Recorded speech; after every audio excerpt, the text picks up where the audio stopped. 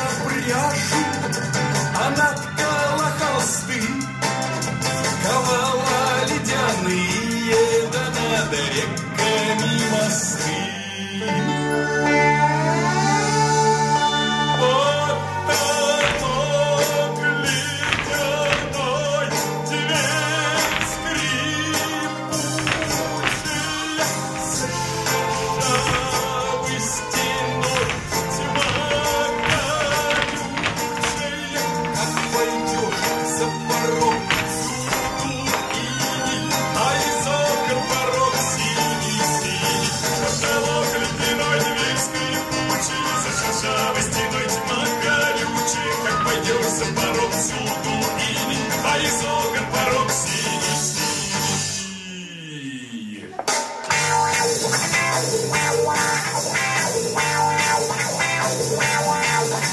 Ходила на охоту, громила серебро, сажала тонкий месяц в хрустальное ведро, деревьям шубы шила, дарила сонный путь, а после в лес спешила, чтоб в избушке отдохнуть.